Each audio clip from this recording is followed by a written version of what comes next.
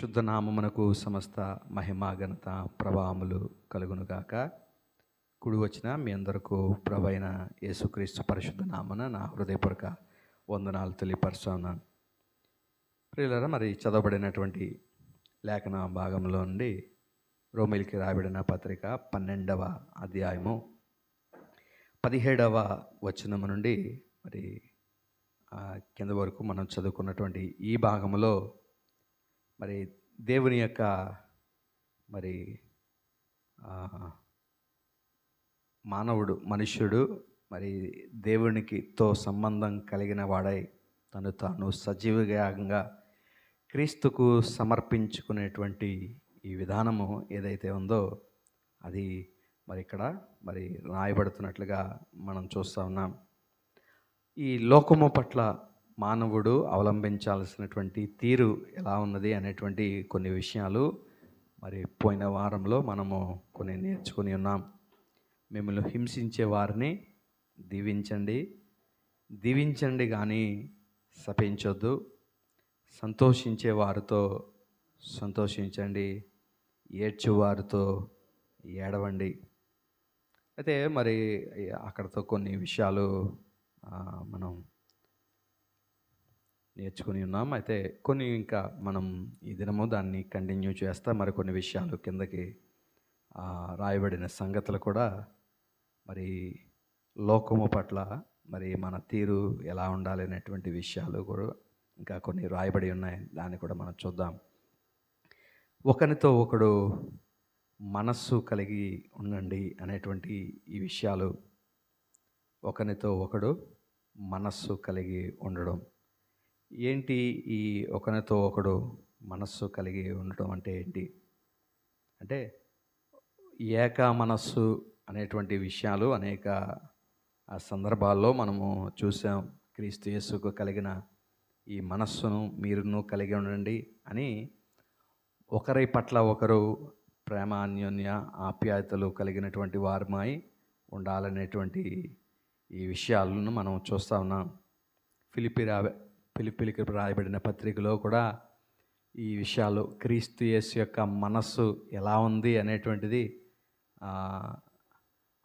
అత్యున్నతమైన సింహాసనం మీద ఆసీనుడైనటువంటి ప్రభువు మానవ విమోచన కొరకు సమస్త ఘనతను, మహిమను, ప్రభావమును ఆయన మరి విడిచిపెట్టి మానవుని విమోచించడం కొరకు రిక్తునిగా తను తాను చేసుకున్నటువంటి ఆ స్థితిని మనం చూస్తూ ఉన్నాం. మరి ఆయన మరి శత్రువుల పట్ల తన వైఖరిని వెల్లడిపరిచాడు. తన్ను హింసించే వారిని కూడా ఆయన ప్రేమించినటువంటి పరిస్థితులు మనం చూస్తూ ఉన్నాం. మరి ఈ లోకంలోకి ఆయన అడుగుజాడలను అనుసరించి అనేక మంది మరి ఆయన బోధల చేత ప్రభావితమై, ఆయన జీవితము చేత ప్రభావితమైనటువంటి అనేక మిషనరీలు మన దేశాన్ని సందర్శించారు. తమ దేశాన్ని విడిచి, తమ జనము విడిచి, తమ కుటుంబాలను విడిచి వారు ఇక్కడికి వచ్చి ఈ భాషను నేర్చుకుని ఇక్కడ ఉన్నటువంటి ప్రజలతో వారు మమేకమై మరి వారి కొరకు తమ ప్రాణాలనే త్యాగం చేసినటువంటి మరి పరిస్థితులు మనం చూస్తూ ఉన్నాం. ప్రియులారా, మరి కొన్ని చోట్ల మరి మనం సెమెటరీకి వెళ్ళినప్పుడు ఆయా చోట్ల ఎప్పుడో పాతవి కొన్ని సమాధులు ఉంటాయి. అవి మిషనరీ సమాధులు.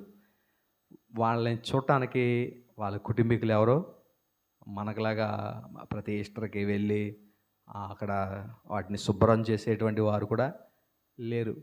అంటే వారి జీవితాలు క్రీస్తు కొరకు పణంగా పెట్టి, మరి ఎందుకు అలాంటి మనస్సు వారికి వచ్చిందంటే, క్రీస్తు యేసుకు కలిగిన ఆ మనస్సు మీరును కలిగి ఉండండి అన్న ఆ వాక్యం. క్రీస్తు ఎలాగైతే మానవుల విమోచన కొరకు తనకి ఉన్నదంతా కూడా విడిచిపెట్టి రిక్తునిగా, దాసునిగా తను తాను వచ్చి ఈ లోకంలో మరి ఆ ప్రజల కొరకు ఎంతో తన ప్రాణాన్ని త్యాగం చేసినటువంటి పరిస్థితులు. మిషనరీలు కూడా అలాగే మరి తమ దేశాలు, జాతులు ఆ ప్రజలను, ఉద్యోగములను సమస్తాన్ని కూడా విడిచిపెట్టి ఇక్కడికొచ్చి మరి ఎన్నో అవస్థలు పడినటువంటి, అంటే వారు రాగానే మరి వారిని హార్టీ వెల్కమ్ అని ఆహ్వానించినటువంటి వారు ఎవరు లేరు. ఆయన్ని వాళ్ళని నానా రకాల హింసలు పెట్టినటువంటి పరిస్థితులే మనం చూస్తూ ఉన్నాం ప్రియులారా. కాబట్టి అలాంటి మరి జీవితాలు ఒకరి ఎడల ఒకరు మనస్సు కలిగి ఉండడం అంటే, క్రీస్తు కలిగిన మనస్సును తోటి వ్యక్తులతోటి మనం మనస్సు కలిగి ఉండాల్సినటువంటి పరిస్థితి ఉన్నది అనేటువంటి విషయాన్ని మనం గమనించాలి ప్రియులరా.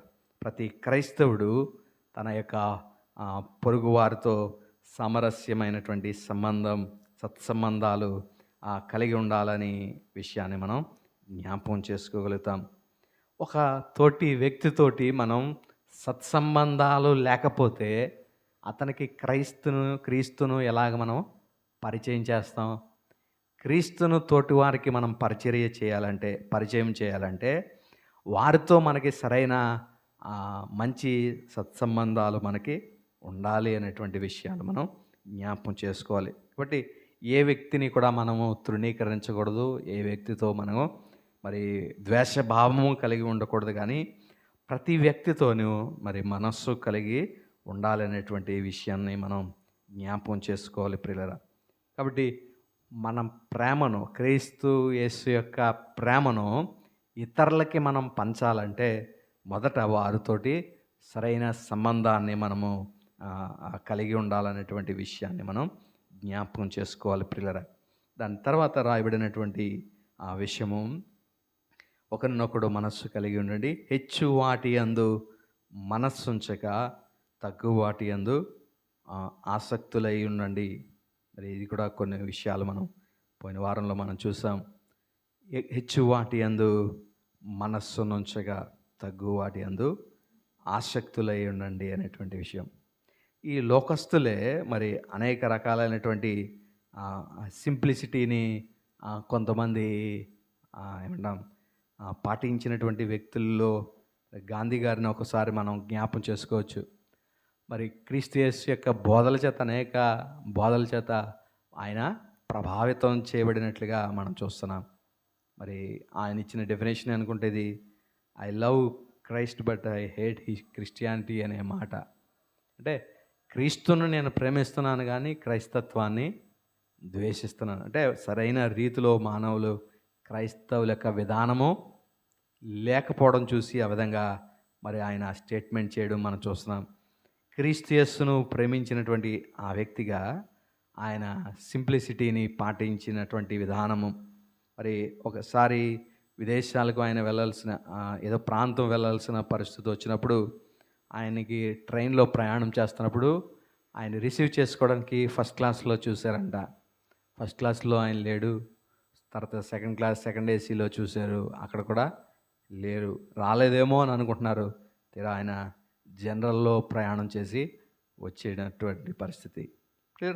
లోకస్తులే మరి ఇలాంటి మరి తగ్గువాటి యందు మరి ఆసక్తి కలిగిన వారుగా, మరి క్రీస్తు యేసు బోధల చేత ప్రభావితం చేయబడిన వారుగా ఉంటే, క్రైస్తవులు ఇంకెంత ఇలాంటి విషయాల్లో మరి సింప్లిసిటీని మెయింటైన్ చేయవలసిన వారు ఉన్నారు. తగ్గువాటి యందు ఆసక్తి కలిగినటువంటి వారుగా. చూడండి, ప్రస్తుత కాలంలో వ్యవస్థ ఎంత మరి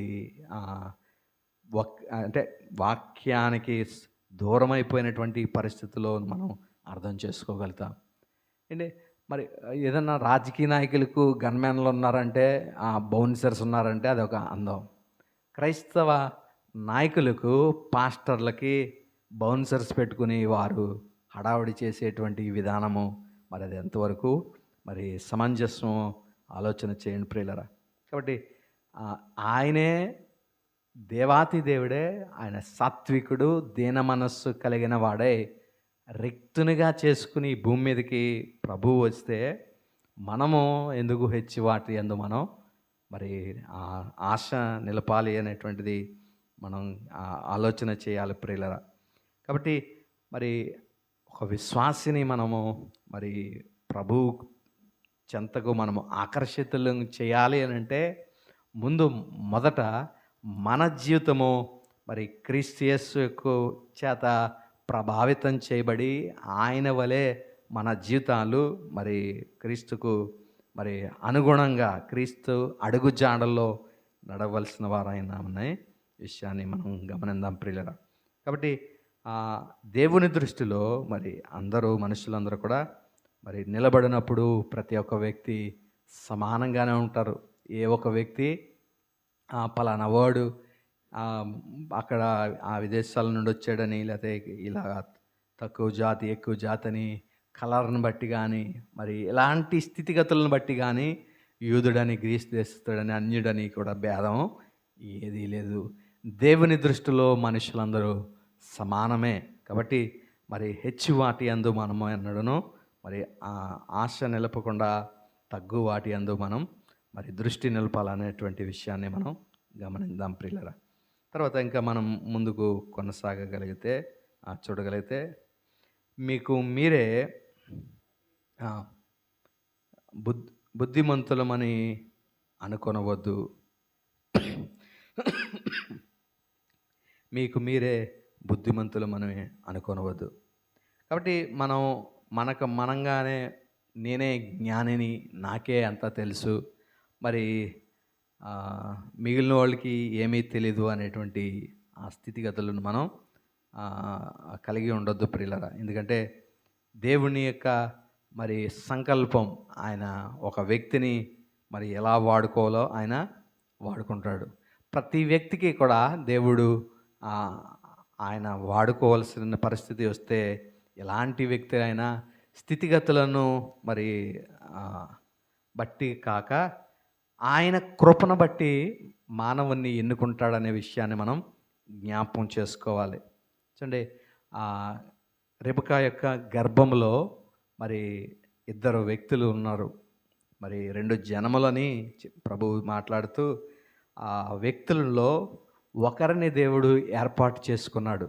ఆ ఎలక్షన్ గురించి మాట్లాడుతూ 9వ అధ్యాయంలో రాయబడింది రోమాపత్రికలో, వారు మంచైనను చెడైనను చేయకముందే మరి పిలిచువానే బట్టే ఆ యొక్క ఎలక్షన్ జరిగిందనేటువంటి విషయాన్ని మరి అక్కడ మరి చదవడం మనం జరిగింది ప్రియులరా. కాబట్టి క్రియల మూలంగా కాక పిలిచువాని మూలముగానే నిలకడగా ఉండు నిమిత్తము పిల్లలు ఇంకా పుట్టి మేలైనను కీడైనను చేయకముందే దేవుడు ఒక వ్యక్తిని ఏర్పాటు చేసుకున్నాడు. పిల్లలు పుట్టలేదు, ఇంకా గర్భంలోనే ఉన్నారు, తల్లి గర్భంలో ఉన్నారు. అప్పుడే దేవుడు ఒక వ్యక్తిని ఏర్పాటు చేసుకున్నాడు. కాబట్టి ఒక వ్యక్తిని దేవుడు బుద్ధి చెప్పడానికి పెట్టినప్పుడు మరి ఆ వ్యక్తి యొక్క మరి ఆ మాట మనం వినాల్సిన వారమై ఉన్నాం. అది వయస్సును బట్టా లేకపోతే ఏది అనేది మనం ఆలోచన చేయకూడదు. కానీ దేవుడు మన మీద ఒక వ్యక్తిని పెట్టినప్పుడు ఆ వ్యక్తిని మరి మన మీద మరి బుద్ధి చెప్పడానికి పెట్టినప్పుడు ఆ నీతిమంతుని యొక్క గద్దింపు తైలాభిషేకం అనే మాట రాయబడతా ఉంది. కాబట్టి అలాంటి వ్యక్తులు గద్దించినప్పటికీ మనం వాటిని తీసుకోవాల్సినటువంటి వారమైన ఏ విషయాల్లో కూడా మీకు మీరే బుద్ధిమంతులు అనుకొనవద్దు. ఇలా ఇప్పటి దినాల్లో రకరకాలైనటువంటివి ఇలాంటివి మనం చూస్తూ ఉన్నాం. ఎవరో ఒకరు గ్రేట్ అనుకుని రెండో వారిని హేళన చేసేటట్లుగా మరి డిబేట్లకి పిలుస్తారు. దేనికి? దీని యొక్క ముఖ్య ఉద్దేశం ఏంటి? డిబేట్ల ఉద్దేశం ఏ విధంగా చేతనైనా సరే దేవుణ్ణి పరిచయం చేయాలన్నది కాదు, కానీ నేను గ్రేట్, నాకింత తెలుసు, నాకింత వచ్చు అని కనపరచడానికే ఈ డిబేట్లు అనేటువంటివి అర్థం చేసుకుందాం.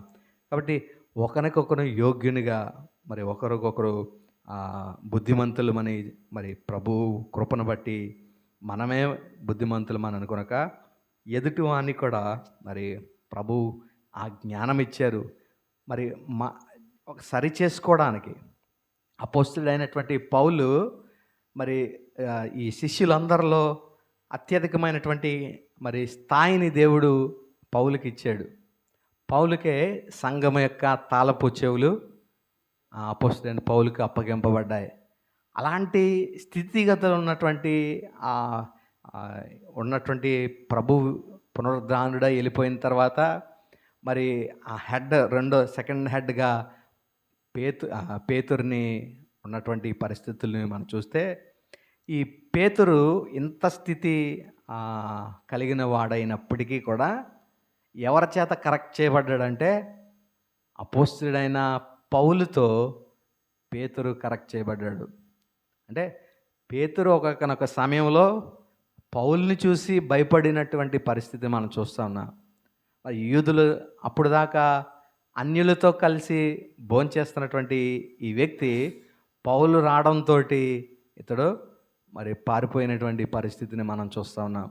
కాబట్టి ఆ కరెక్షన్ మరి పౌలు ఈ పెద్దలను కూడా ఆ సందర్భంలో కరెక్ట్ చేసినట్లుగా మనం చూస్తూ ఉన్నాం. కాబట్టి నేను ఇంత పెద్ద నేను బిషప్ని, నన్ను ఎవరు సరిచేసేది అనేది కాదు.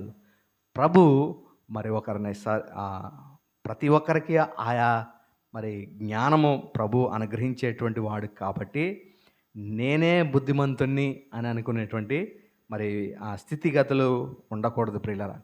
ఒకవేళ ఎవరన్నా మరి ఇది తప్పే అండి, ఇది ఇలాగా అని బోధించినప్పుడు చాలా చోట్ల ఇవి నేను వింటూ ఉంటాను. మా పాస్టర్ గారు ఇలా చెప్పారండి అని అంటారు. మరి అది తప్పు కదమ్మా అంటే, అది చెప్పిన ఆయన ఏంటండి అంటారు.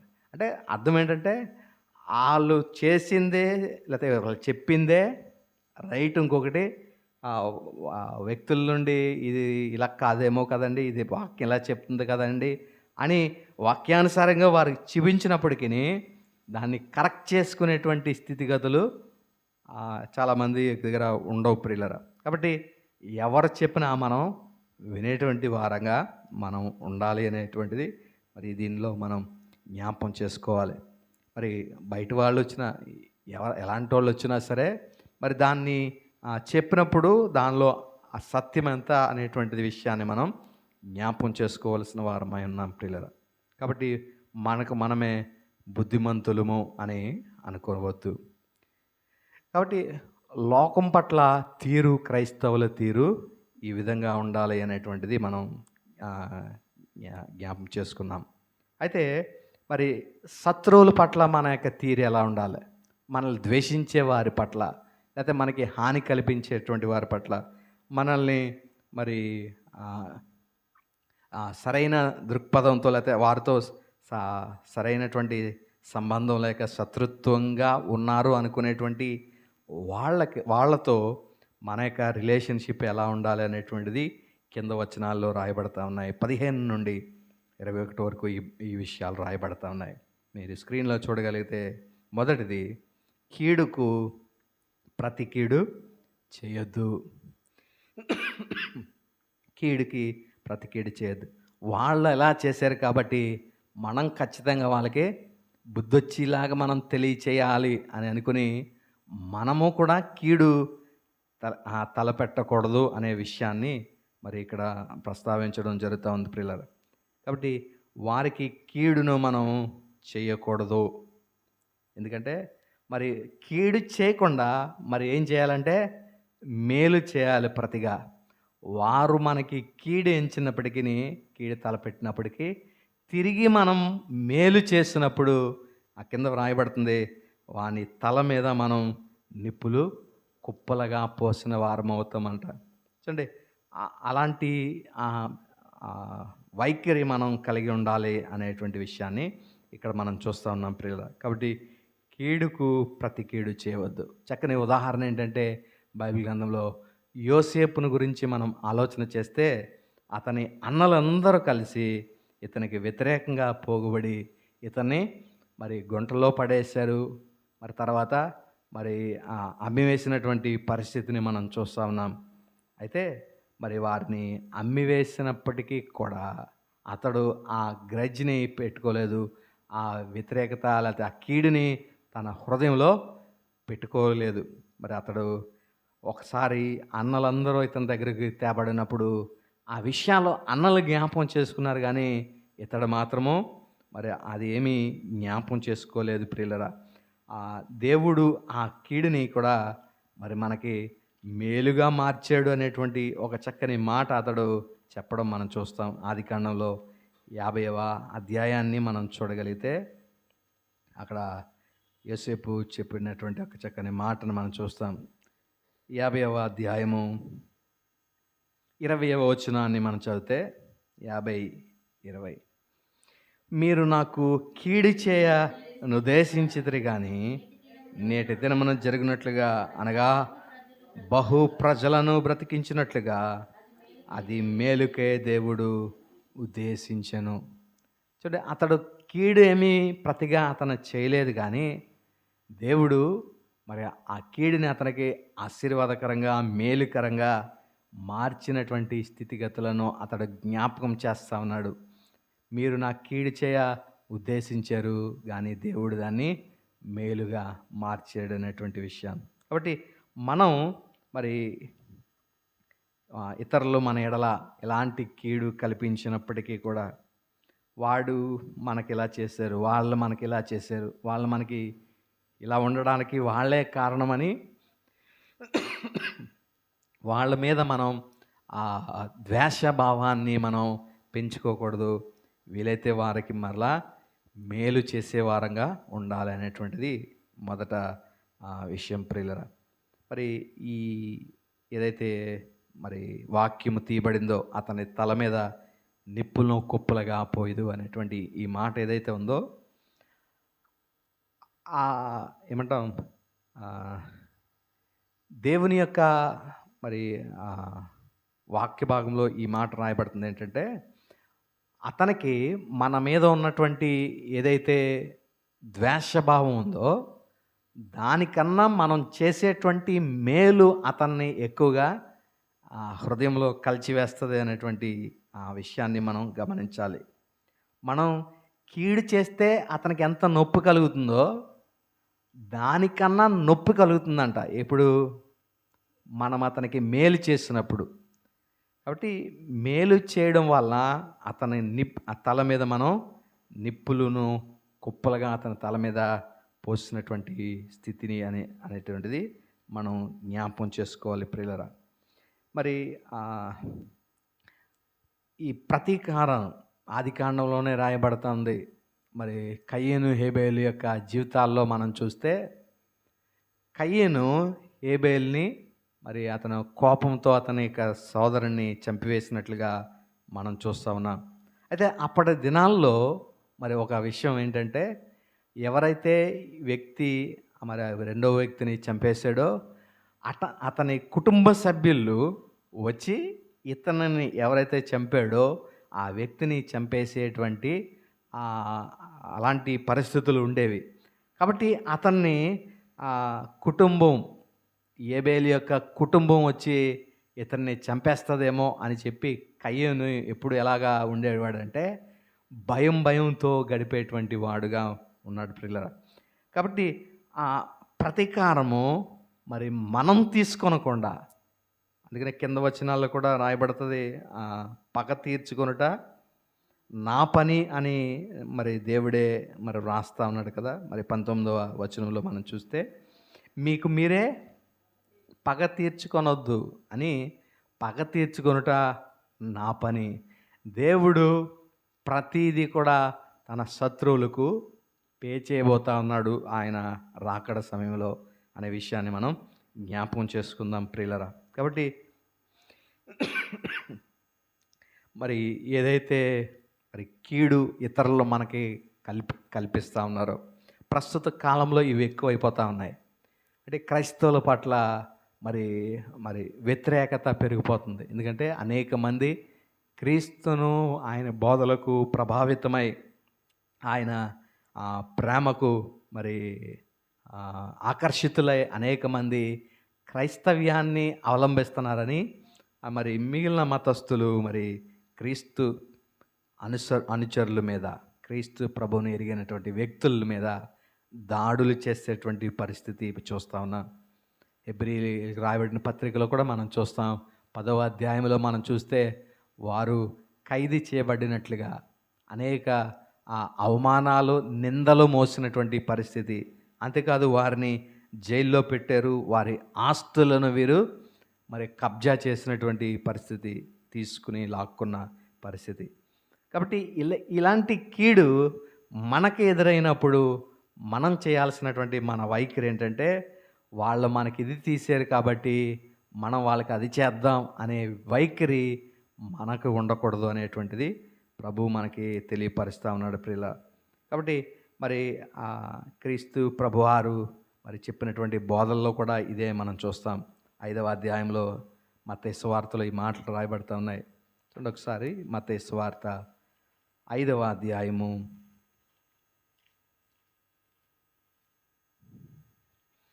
38 నుంచి కొన్ని వచనాల కిందకి మనం చదివినట్లయితే, అప్పటి దినాల్లో ఉండేటువంటి ఈ విధానం ఇలాగుంది. కంటికి కన్ను, పంటికి పన్ను అని చెప్పబడిన మాట వీరున్నారు కదా. నేను మీతో చెప్పినదేమనగా, దుష్టుణ్ణి మనం ఎదిరించకూడదు. అంటే వాడు ఎంత దుష్టుడనామండి, ఎంత కీడు మనకి కల్పించినప్పటికీ కూడా వాడిని ఎదిరించకూడదు. నిన్ను కుడి చెంప మీద కొట్టు వాని వైపునకు ఎడమ చెంప త్రిప్పుము.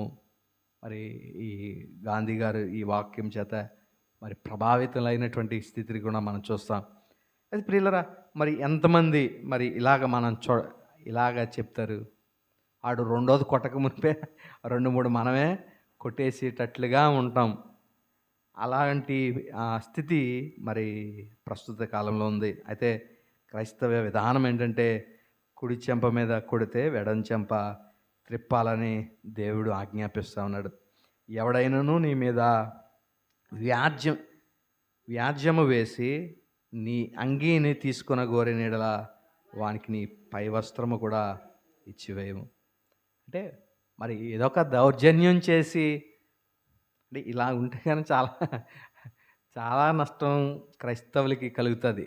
కానీ మరి ప్రభువు యొక్క మరి చెప్పినటువంటి బోధలు మరి చాలా కఠినతరంగా మరి ఇక్కడ ఉండడం మనం చూస్తున్నాం. అయినప్పటికీ ఇవి చేయడం మన ధర్మం.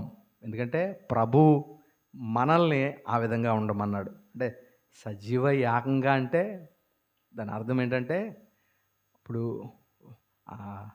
సజీవంగా ఒక వ్యక్తిని కాల్చేసారు అని అంటే బ్రతికుండగానే ఒక వ్యక్తిని కాల్చేసినటువంటి పరిస్థితి.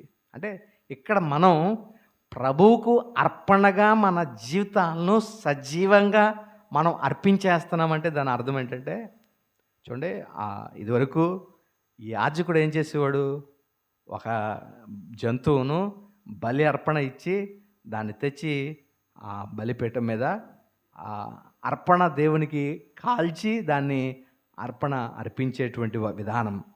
అంటే ఇప్పుడు మనం కాలిపోయేటట్లుగా మన జీవితాలు ఉండాలి.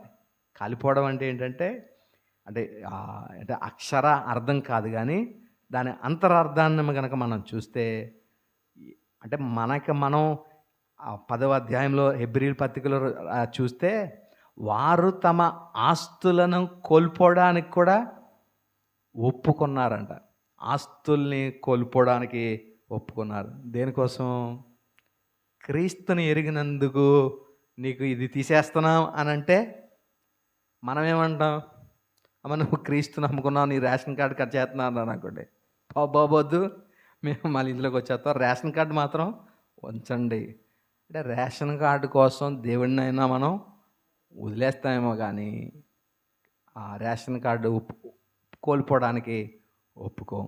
అలాగా మరి వారు అప్పటి దినాల్లో మరి ఆ కాంటెక్స్ట్లో మనం చూస్తే వారి ఆస్తులను కోల్పోవడానికి సంతోషంగా వారు ఒప్పుకున్నారు. కాబట్టి ఇలాంటి పరిస్థితులు దౌర్జన్యం చేసి వాడికి వస్త్రాన్ని తీసేసుకోవడానికి ప్రయత్నిస్తే మరి పై వస్త్రం కూడా వానికి ఇచ్చే. ఒకడు 1 మైలు దూరం రమ్మని నిన్ను గనక బలవంతం చేస్తే వాడితో కూడా నువ్వు 2 మైళ్ళు వెళ్ళాలి. 1 మైల్ రమ్మంటే మనం 2 మైళ్ళు వెళ్ళాలండి. ఇక్కడ దాకా వెళ్తా ఖాళీగా వెళ్తున్నా, లిఫ్ట్ అడిగితే ఇక్కడే ఇక్కడ పక్క వెళ్ళిపోతాం బాబు అది ఎక్కించుకోవడానికి మాత్రం మనం ఇష్టత చూపించం. కాబట్టి నిన్ను అడుగువానికి మనం ఇవ్వాలి. నిన్ను ఎవరెవరు ఏమి అడిగితే నీ దగ్గర ఉంటే ఖచ్చితంగా సామెతల్లో కూడా రాయబడుతుంది కదా, రేపిచ్చేదను పోయి రమ్మని మనం అతనితో అనకూడదు. నిన్ను అప్పు అడుగు గోరువాని నుండి నీ ముఖం తిప్పుకొనవద్దు. చూడండి, ఆడొచ్చాడంటే ఖచ్చితంగా అడుగుతాడు, కానీ ఆడికి కనబడకుండా మనం ఇలా సైడ్ అయిపోదామని పక్క నుండి వెళ్ళిపోయేటువంటి విధానం కూడా వద్దు. ఒకవేళ నీ దగ్గర ఉంటే సహోదరునికి అవసరతల్లో, నిజంగా అవసరతలు ఉంటే అతనికి ఇవ్వడం మరి మంచి పనే. నీ పొరుగువాన్ని ప్రేమించి నీ శత్రువులను ద్వేషించమని చెప్పిన మాట మీరు విన్నారు కదా. ఇది పాత నిబంధన విషయం. ఏంటంటే నీ పక్క ఉన్నోళ్ళని లేకపోతే నీ పొరుగు వారిని నువ్వు ప్రేమించు, కానీ నీ శత్రువుల్ని ద్వేషించు అనేది పాత నానుడి. క్రీస్తు దాన్ని మరి ఎలా మార్చారంటే, నేను మీతో చెప్పినదేమనగా మీ పరలోకమందున్న మీ తండ్రి కుమారులయ్యుండునట్లు మీ శత్రువులను ప్రేమించండి. తోటివారిని లేకపోతే పొరుగువారిని ప్రేమించి శత్రువులను ద్వేషించే విధానం పాతది, కానీ ఇప్పుడు ప్రభువు దాన్ని నూతన పరుస్తున్నారు. శత్రువులను కూడా మీరు ప్రేమించేటువంటి స్థితికి మనం ఉండాలి అనేటువంటిది ప్రభు తెలియపరుస్తున్నాడు. ఇంకా కొంచెం కింద మనకి చదివితే, మిమ్మల్ని హింసించే వారి కొరకు ప్రార్థన చేయండి. పోయిన వారాల్లో మనం చదువుకున్నాం. అతడు ఆయన చెడ్డవారి మీదను మంచివారి మీదను తన సూర్యుని ఉదయింపచేసి నీతిమంతుల మీదను అనీతిమంతుల మీదను వర్షమును కురిపించుచున్నాడు. మీరు మిమ్మల్ని ప్రేమించే వారినే ప్రేమించిన ఎడల మీకేమి ఫలం కలుగుతుంది.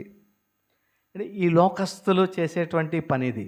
ఎలా అంటే, మన ఎవరో తమల్ని వ్యక్తుల్ని ప్రేమిస్తే మరి వీళ్ళు కూడా వాళ్ళనే ప్రేమించేటువంటి విధానం. కానీ ప్రభు చెప్తున్నటువంటి మాట ఏంటంటే, మనం ప్రేమించినటువంటి వారిని మనం ప్రేమించాలి అనేటువంటి విషయాన్ని ఇక్కడ జ్ఞాపం చేస్తున్నాడు. సుంకర్లు కూడా అలా చేస్తున్నారు కదా. మీ సహోదరులకు మాత్రమే మీరు వందనాలు చెప్తే దానివల్ల ఏం ప్రయోజనం? అన్యులు కూడా అలా చేస్తున్నారు. అయితే మీరు చేయవలసినటువంటి పని ఏంటంటే, మిమ్మల్ని ద్వేషించే వారిని మీరు ప్రేమించాలి అనేటువంటి విషయాన్ని మనం జ్ఞాపం చేసుకోవాలి. చూడండి, ఇది వరకు మరి ఎవరు మనకిస్తే మనం వాళ్ళకి ఇస్తాం. అంటే పక్కలు కూడా మనం చూస్తే పక్క వాళ్ళు మనకి ఇది ఇచ్చారు, ఈ కూర, మనం వాళ్ళకు కూర ఇవ్వాలి. ఈ బాక్స్లో వచ్చింది కాబట్టి మనం ఒక బాక్స్ పంపించాలి. అంటే మనల్ని ప్రేమించే వారినే ప్రేమించేటువంటి, అంటే ప్రభు విధానం ఏంటంటే, వాళ్ళు తిరిగి ప్రేమించి మనల్ని ఇది చేసేటట్లుగా లేని వారికి మనల్ని ప్రేమించాలని. అంటే ఇప్పుడు మనం వాళ్ళని ప్రేమిస్తే వాళ్ళకి ఇస్తే వాళ్ళు తిరిగి మనల్ని మనకి ఇస్తారు. అలా ఇవ్వలేనటువంటి వారు ఎవరైతే ఉన్నారో, అంటే మనకి శత్రువులుగా కానీ ఇవ్వలేని స్థితిలో కానీ, అలాంటి వారికి మనం ఇచ్చే వారంగా ఉండాలనేటువంటిది ప్రభు మనకి తెలియజేస్తూ ఉన్నట్టు పిల్లలు. కాబట్టి ఈ విషయాల్ని మనం అర్థం చేసుకుని ఒక విధానంలో మనం, ఇవన్నీ ప్రాక్టికల్ ఇష్యూస్ అండి. అంటే ఆచరణాత్మకంగా మనం పెట్టవలసినటువంటి మరి అంశాలు ఇవన్నీ కూడా. కాబట్టి మీరు ఈ క్రిస్మస్ దినాల్లో మనం ఉన్నాం కాబట్టి దీన్ని ఏమంటాం, ఒక సందుగా చేసుకుని లేకపోతే ఒక అవకాశంగా చేసుకుని, ఎప్పుడు మీరు ఎవరిని పిలవలేనటువంటి వారు లేకపోతే మీతో ఎవరో ఒక శత్రుత్వంగా ఉన్నటువంటి వారు ఉన్నారో వాళ్ళని దేవుని వాక్యాన్ని నెరవేర్చేటువంటి వారంగా ఒకసారి వాళ్ళ మీ ఇంటికి భోజనానికి రండి అని పిలిచి చూడండి. వస్తే వచ్చారు అంటే అంటే ఈ రెండు విషయాలు ఇక్కడ ఇందులో మనకి నెరవేర్చేటువంటి అవకాశము ఉంది ప్రియులారా. ఏంటంటే ఆతిథ్యం ఇచ్చేటువంటి విషయంలో మీరు శ్రద్ధగా ఆతిథ్యం ఇవ్వండి, శ్రద్ధగా ఆతిథ్యం ఇవ్వండి అని ప్రభు చెప్తున్నాడు. అది నెరవేర్చిన వారం అవుతాం. రెండోది, ఇక్కడ మిమ్మల్ని ప్రేమించే వారినే మీరు ప్రేమిస్తే దానివల్ల మీకు ప్రయోజనం లేదు. కాబట్టి మిమ్మల్ని ద్వేషించే వారిని ప్రేమించేమనేటువంటి ఆ విధానం కూడా మనకిక్కడ రెండు, ఒక దెబ్బకి రెండు ఆజ్ఞలు అన్నట్లుగా నెరవేరేటువంటి అవకాశం ఉంటుంది. కాబట్టి ఎవరో మనకి తెలిసిన వారినే, ఎవరో మనకి నచ్చిన వారినే కాకుండా మనకి శత్రువులుగా ఉన్నటువంటి వారిని మనం ప్రేమించేటువంటి స్థితి మనకి ఉండాలి అనేటువంటిది ఇక్కడ మనం చూస్తూ ఉన్నాం ప్రియులారా. కాబట్టి ఈ క్రీస్తు యొక్క బోధనలను కనుక మనం అవలంబిస్తే అండి, ప్రేమించేటువంటి వారిని కాక ద్వేషించే వారిని ప్రేమించినటువంటి విధానం మనం కలిగి ఉండాలి. కాబట్టి కీడుకు ప్రతి కీడు మనం ఎన్నడూ కూడా చేయొద్దు. వాళ్ళు అలా చేశారు కాబట్టి మనం వీళ్ళకి బుద్ధొచ్చిలాగా ఇలా చేస్తే చాలామంది ఇలా అంటారు, వాళ్ళకి చెప్పాలండి, చెప్పబోతే అడిగి తెలీదు అని అంటూ ఉంటారు. కాబట్టి అది కూడా మనం చేయాల్సిన పని లేదు. ఎందుకంటే ప్రభువుకి చక్కగా అర్థమయ్యేలా చెప్తానని చెప్తున్నారు కదా. పగ తీర్చుకునుట నా పని అని ప్రభువు తెలియపరుస్తున్నారు. కాబట్టి ప్రభువుకు అవకాశం ఇద్దాం, పగ తీర్చుకోవడానికి ప్రభువుకు అవకాశం ఇద్దాం. మనకు మనమే పగ తీర్చుకునే వారంగా కాక ప్రభువుకు అవకాశము ఇద్దాం ప్రియులారా. తర్వాత మరి క్రైస్తవుని యొక్క మరి విధానము ఎలా ఉన్నది అనేటువంటిది ఇంకొకటి కూడా మనం చూసి మన ముందుకు వెళ్దాం. తెస్సలోనికీయులకు రాయబడిన పత్రికలో 1వ అధ్యాయము 5వ అధ్యాయము 15వ వచనాన్ని మనం చూస్తే, కీడునకు ప్రతి కీడు ఎవనికైనను చేయకుండా చూసుకొనిడి. మీరు ఒకని ఎడల ఒకడు మనుషులందరి ఎడలను ఎల్లప్పుడూ మేలైన దాన్ని అనుసరించి నడుచుకొనుడి. చాలు చూడండి, ఎవడును కీడుకు ప్రతి కీడు ఎవనికిని చేయకుండా చూసుకొనుడి. అది క్రీస్తు శరీరంలో భాగస్థులకైనా మరి బయట వారికైనా సరే మనం కీడు కల్పించకూడదు అనేటువంటి విషయాన్ని మనం జ్ఞాపం చేసుకోవాల్సిన వారమై ఉన్నాం. అలాగే పేతురు రాసినటువంటి మొదటి పత్రిక 3వ అధ్యాయము 9వ వచనంలో కూడా ఇదే భాగాన్ని మనం చూస్తాం. ఇలాంటి వాక్యాన్ని 3వ అధ్యాయము 9వ వచనము, ఆశీర్వాదమునకు వారసులగుటకు మీరు పిలవడితే గనుక కీడుకు ప్రతి కీడైనను దూషణకు ప్రతి దూషణ అయినను చేయక దీవించుడి. అంటే మనం పిలువబడింది దేని కొరకు పిలువబడ్డాం? ఆశీర్వాదమునకు వారసులగుటకు మీరు పిలువబడ్డారు. కాబట్టి అంటే ఇండైరెక్ట్గా నీవు గనక ఈ విధంగా ప్రవర్తిస్తే, ఏ విధంగా కీడుకు ప్రతి కీడు చేసినా, దూషణకు ప్రతి దూషణ చేసినా నీకు రావాల్సిన ఆశీర్వాదాన్ని నువ్వేం చేసుకుంటున్నావు? పోగొట్టుకుంటున్నాం, కోల్పోతూ ఉన్నాం. కాబట్టి ఆశీర్వాదం పొందడానికి మీరు పిలువబడ్డారు. ఆ ఆశీర్వాదం మీరు పొందాలి అంటే కీడు ఎవరన్నా మీకు కల్పించినప్పుడు దానికి ప్రతి కీడు చేయకుండా, ప్రతి కీడు కల్పించకుండా కనుక మీరుంటే ఆశీర్వాదం మీరు పొందుతారు. కాబట్టి అంటే మనం వినే ఆశీర్వాదాలు ఎలాగా? నువ్వు ప్రభువుకి ఇస్తే ప్రభువు నీకు ఇస్తాడు. ఇది కాదు దేవుడు చెప్పే ఆశీర్వాదం. ఏంటంటే నువ్వు నిశ్చయంగా ఆశీర్వదింపబడాలంటే కీడుకు ప్రతి కీడు చేయకుండా, అంటే ఆ ఆశీర్వాదం నువ్వు పొందుకోవడానికి నీవు అతని మీద కీడు కల్పించకుండా మేలు చేయటువంటి పరిస్థితి. దూషణకు ప్రతి దూషణ నన్ను ఇంత మాట అన్నాడు ఏంటంటే దానికి 2 ఎక్కువ మాటలు మనం అనేటువంటి వారంగా కాక దీవించాలి. బ్రదర్ గాడ్ బ్లెస్ యూ అని చూడడానికి ఇంకా ఎగిరేగిపోతూ ఉంటుంది. అంటే సులువు కాదండి. ఆ సిట్యువేషన్లో టెంపో హైపర్ స్థితిలో ఉంటారు, అందరూ బీపీలతో ఉంటారు. ఆ మాటలు కంట్రోల్ చేయడం కష్టమే. కాబట్టి మరి అలాంటి స్థితిలో కూడా మనం దేవుణ్ణి మరి అనుసరించేటువంటి వారంగా, ఆశీర్వాదమునకు పిలువబడిన వారంగా ఉన్నాం. కాబట్టి ఆశీర్వాదాన్ని నిజంగా పొందుకోవాలంటే దూషణకు ప్రతిగా మనం దీవెనను వారికి ఇవ్వాలనేటువంటిది మనం చూస్తూ ఉన్నాం ప్రియులారా.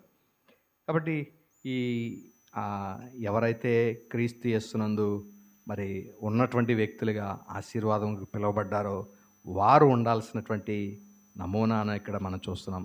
16వ అధ్యాయంలో కూడా యోహాను సువార్తలో ఈ మాటలు మనం చదువుతాం. 1 నుంచి 4 వచనాలు మనం చదివితే, మీరు అభ్యంతర పడవలనని ఈ మాటలు మీతో పడకుండవలనని మీతో ఈ మాటలు చెప్తున్నాను. వారు మిమ్మల్ని సమాజ మందిరంలో నుండి వెలివేస్తారు. మిమ్మల్ని చంపు ప్రతివాడు తనకు దేవునికి సేవ చేస్తున్నాడని అనుకునే కాలము ఒకటి వస్తూ ఉంది. వారు తండ్రిని నన్ను తెలుసుకోలేదు కనుక ఇలాగూ చేదురు. అవి జరుగు కాలమున వచ్చినప్పుడు నేను వీటి గురించి మీతో చెప్పుతునని మీరు జ్ఞాపకము చేసుకుని ఈ సంగతులు మీతో చెప్పుచున్నాను. నేను మీతో కూడా ఉంటుంది కనుక మీతో ప్రభు చెప్పినటువంటి మాటలు మనకి జ్ఞాపకం రావాలి. ఎప్పుడు ఇలాంటివి జరుగుతున్నప్పుడు మనల్ని మరి హింసించి దేవునికి సేవ చేస్తున్నాం అనుకునేటువంటి వారు కూడా మరి లేకపోలేదు ప్రియులరా. కాబట్టి ఎక్కువ ఈ వేరే మతస్థులు జిహాద్ పేరట ఇలాంటి వాటిల్ని చేస్తారు. దేవునికి సేవ చేస్తున్నాం అనుకుని ఇతరులని చంపేసేటువంటి ఆ విధానంలో మరి కొంతమంది ఉంటారు. అలాగా అవన్నా లేకపోతే మరి మిమ్మల్ని చంపు ప్రతివాడు లేకపోతే మీ సమాజంలో నుండి మిమ్మల్ని వెలివేసేటువంటి విధానము. అంటే ఇంకా ఇప్పటి దినాల్లో మరి ఆయా నార్దర్న్ స్టేట్స్లో ఇంకా కొన్నిసార్లు మనం చూస్తే క్రీస్తును నమ్మినందుకు వారిని సమాజం నుండి బహిష్కరిస్తున్నటువంటి, గ్రామం నుండి బహిష్కరిస్తున్నటువంటి పరిస్థితులు కూడా ఉన్నాయి ప్రియులరా. కాబట్టి వాళ్ళు మనకి ఇంత కీడు చేశారు, మనం వాళ్ళకి ఖచ్చితంగా కీడు చేయాలి అని కోరుకునేటువంటి వారంగా మనం ఉండకూడదు. ప్రతిగా వారిని దీవించాలి, వారిని ప్రేమించాలి, వారి కొరకు మనం ప్రార్థించాలి అనేటువంటిది దేవుడు మనకి తెలియపరుస్తూ ఉన్నాడు ప్రియులరా.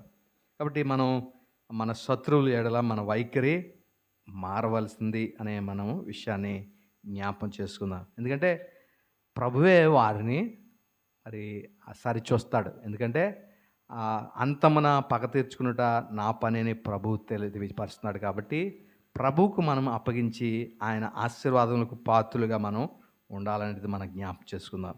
తర్వాత మనుష్యులందరి దృష్టికి యోగ్యమైన వాటిని గురించి మరి ఆలోచన మనం కలిగి ఉండాలనేటువంటి విషయాన్ని మనం జ్ఞాపకం చేసుకుందాం.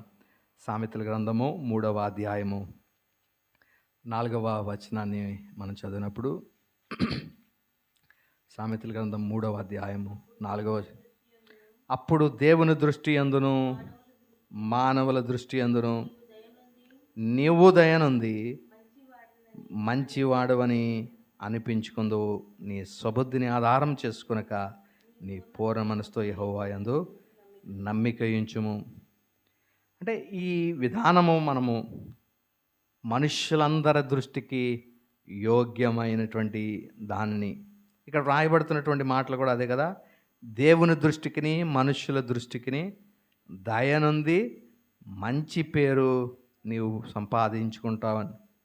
ఎప్పుడు జరుగుతుంది అని అంటే పైన దానికి కొన్ని విషయాలు రాయబడ్డాయి. ఏంటంటే దేవుని యొక్క ఉపదేశాన్ని మనం, ఆయన ఆజ్ఞలు గైకొనాలి, హృదయపూర్వకంగా ఆయన మాటలు మనం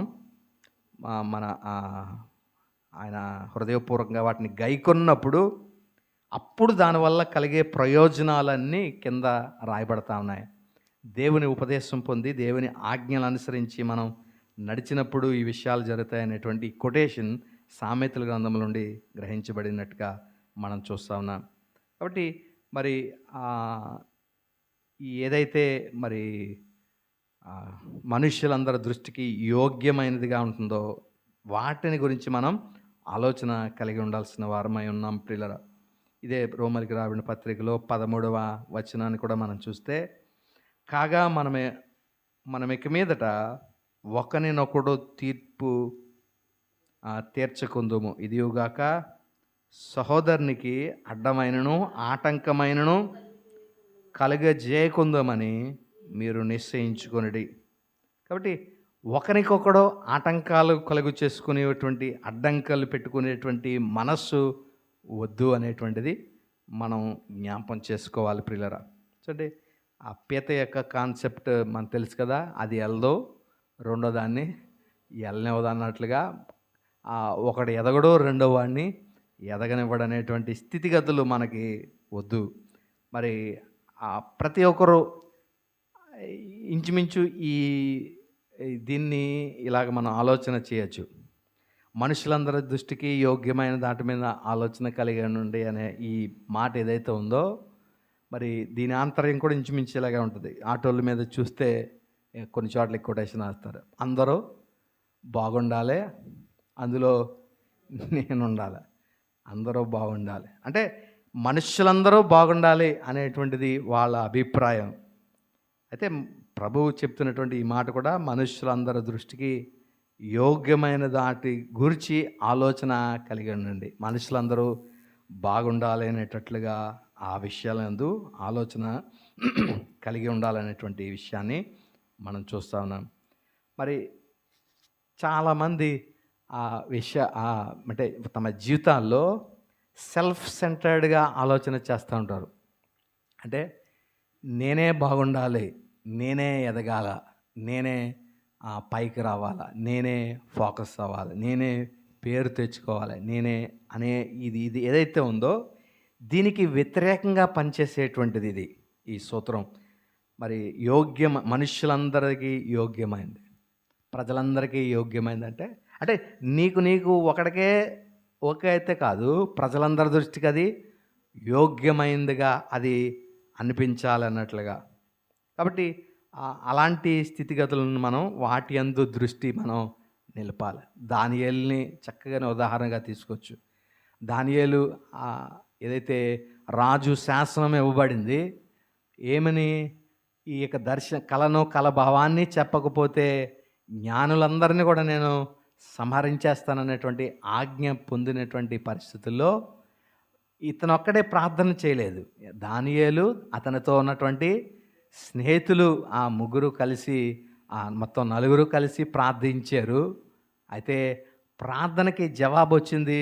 అయితే అక్కడ చూస్తే ఘనత మొదట దానియేలుకు మాత్రమే వచ్చింది. అయితే తక్కినటువంటి వ్యక్తులతో కూడా అతడు ఈ మాట మాట్లాడడం మనం చూస్తూ ఉన్నాం.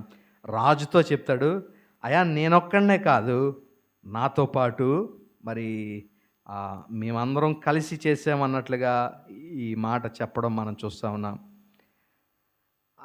చూడండి, 49వ వచనం 2వ అధ్యాయం 49 దానియేలులో చదివేస్తున్నాను, మీరు వినండి. అంతటా దానియేలు రాజునొద్ద మనవి చేసుకునేదనగా, రాజా షడ్రకు మేషకు అబేద్నెగో అని వారి బబులోను సంస్థానం మీద విచారణకర్తలుగా నియమించాను. అయితే దానియేలు రాజు సన్నిధిన ఉండెను. దానియేలు రాజునొద్ద మనవి చేశాడు. దేనికి? నేను ఒక్కడనే కాదు ఈ ఘనతకి పాత్రుని, యోగ్యుని, మేమందరం ఈ పని చేసామన్నట్లుగా రాయబడుతుంది. 30 ఆఖరిలో కూడా ఇదే రాయబడుతుంది, 3వ అధ్యాయం 30వ వచనంలో. అంతటా నుండి రాజు షడ్రకు మేషకు అబేద్నెగో అని వారిని బబులోను సంస్థానంలో హెచ్చించాను. చూడండి, ప్రతిసారి దానియేలు హెచ్చింపబడినప్పుడల్లా దానియేలు ఒక్కడే హెచ్చింపబడలేదు, తనతో పాటు ఉన్న తన వారిని కూడా మరి కలుపుకుని వెళ్ళేవాడు. లేదా రాజ్యం వద్ద, రాజా ఇది ఒక్కటి నా వల్ల ఒక్కడనే కాదు, మేమందరం ఇది కలిసి చేసాము. అదే స్థితిలో మనం ఉంటే వాళ్ళు ఏం చేయలేదండి, నేను ఒక్కడనే, రావాల్సింది కూడా నాకే ఎక్కువ ఇవ్వండి అని మనమే హెచ్చింపబడేటువంటి స్థితి. కానీ ఒక క్రైస్తవుడి యొక్క విధానం ఏంటంటే తనతో పాటు నలుగురిని ఎదిగింప చేసేటువంటి స్థితిగతులు. అదే మనుషులందరికీ యోగ్యమైనది వాటి గురించి మీద మనం ఆలోచన కలిగి ఉండాలి. నువ్వే ఎదిగిపోయేటట్లుగా కాకుండా నీతో పాటు నలుగురిని ఎదిగేటటువంటి స్థితిగతులు ఏదైతే ఉన్నో దాని మీద మనం మనస్సు నిలపాలనేటువంటిది మనం చూస్తూ ఉన్నాం ప్రియుల. కాబట్టి మరి అలాంటి స్థితి మనం కలిగి ఉండాలి. తర్వాత కింద ఇంకొక మాట మనం చదివితే 18వ వచనంలో 12వ అధ్యాయం రోమీయులకు సఖ్యమైతే మీ చేతనైనంత మటుకు సమస్త మనుషులతో సమాధానంగా ఉండుడి.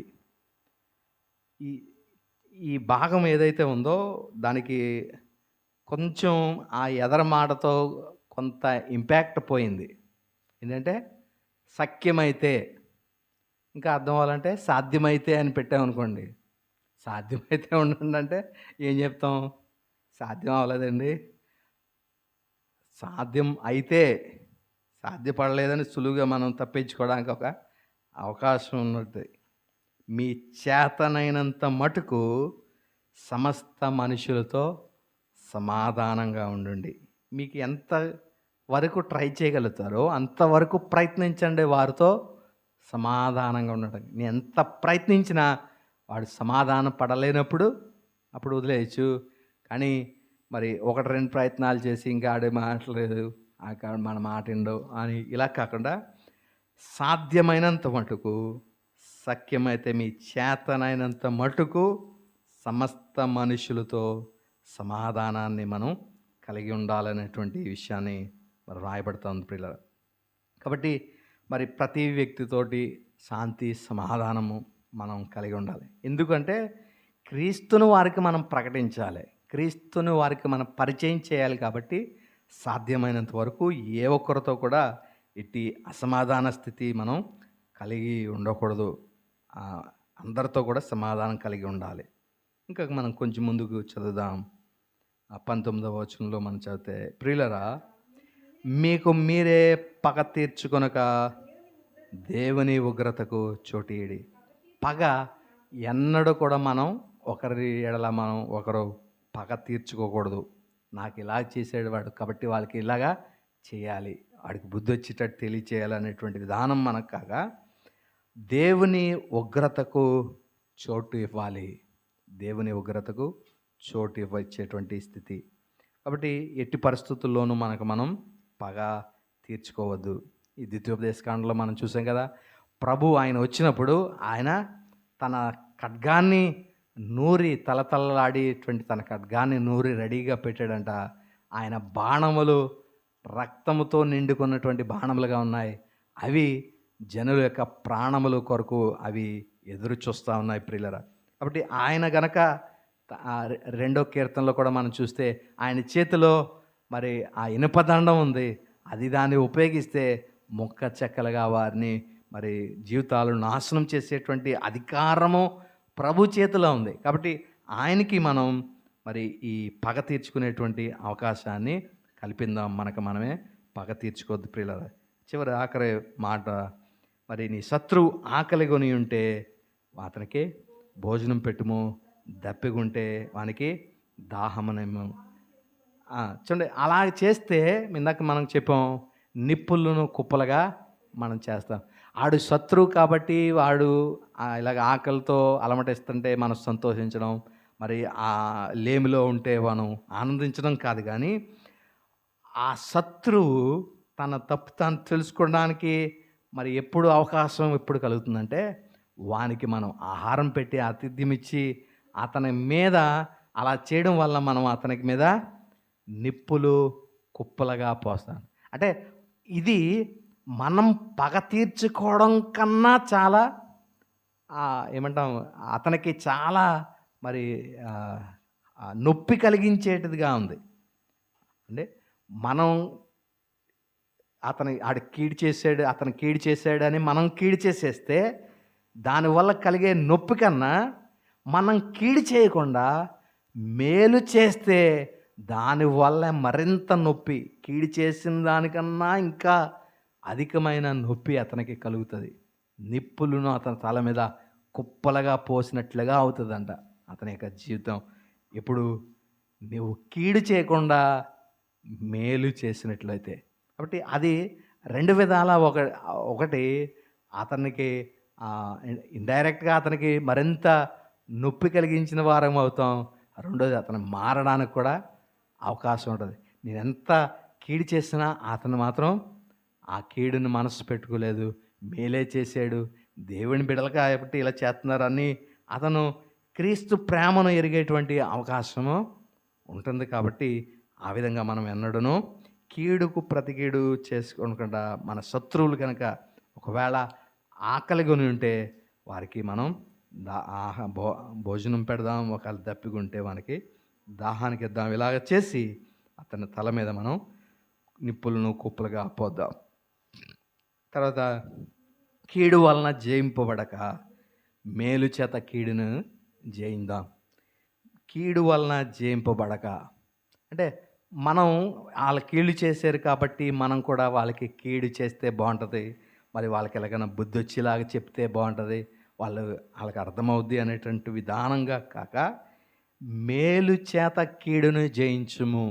మేలు చేత కీడుని జయించేటువంటి వాళ్ళు అది చేశారు, కానీ వాళ్ళని జయించడానికి దీనికన్నా పెద్ద కీడు వాళ్ళకి తడబెడదాం, మనకి ఇంత హాని కలిగించారు, దీనికన్నా ఇంకా హాని మనం వాళ్ళకి తలపెడదాం అని కాకుండా ఈ కీడుని జయించడానికి మేలును మనం చేయవలసిన వారమై ఉన్నామనేది మనం జ్ఞాపకం చేసుకుందాం. కాబట్టి ఈ విధంగా మనం ప్రభు యొక్క మన జీవితాలను ప్రభువుకు ఈ విధంగా సమర్పించుకుందాం ప్రియులారా. కాబట్టి ఈ 12వ అధ్యాయం కంక్లూడ్ చేస్తా ఉన్నాం. సజీవ యాగంగా ఒకడు దేవునికి సమర్పించుకోవడం అనే ఈ ఏదైతే వాక్యము మొదట్లో వ్రాయబడిందో, తన జీవితాలను సజీవ యాగంగా ఒకడు సమర్పించుకోవాలి అంటే, ఒకటి నీకు ఇవ్వబడినటువంటి వరాలను నీవు సంఘముతో పంచుకొని, ఆ వరముల్లో నీవు ఏం చేయాలంటే, ఇది ఉందో నీకు దేవుడు ఏది ఇచ్చాడో దానిలో నిత్యము నీవు పని కలిగి ఉండాలి, మొదటిది. రెండోది, వ్యక్తిగతంగా నీలో నీవు కొన్ని మార్పులను తెచ్చుకోవాలి.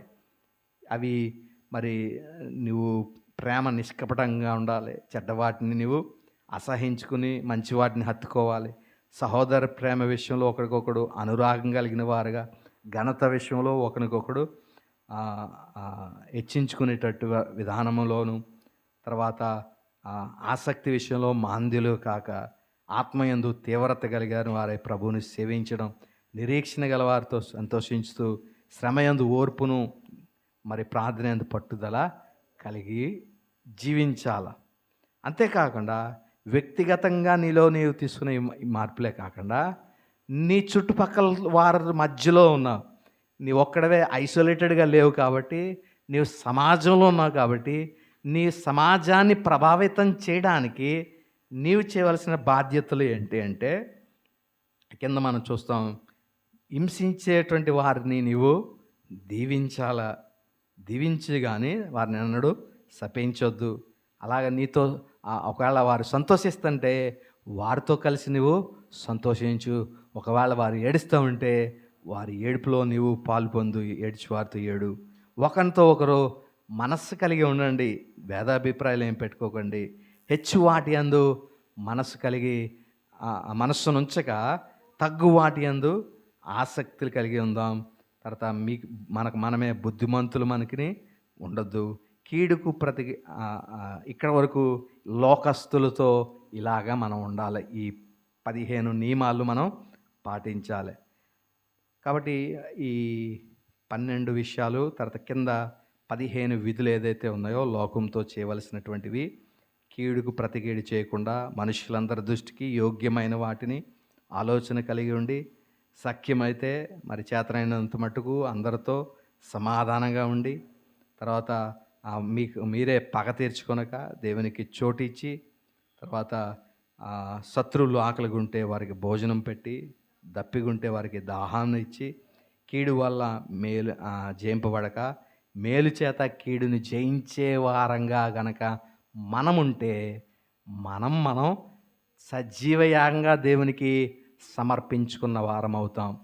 అప్పుడు మనల్ని దేవుడు, మన సమర్పణ దేవుడు అంగీకరించేటువంటి వాడై ఉన్నాడు. అలా కాకుండా కయ్యూన్లా ఇవేం పాటించకుండా వెళ్తే మనం ఎలా వెళ్ళినట్టు తెలుసా?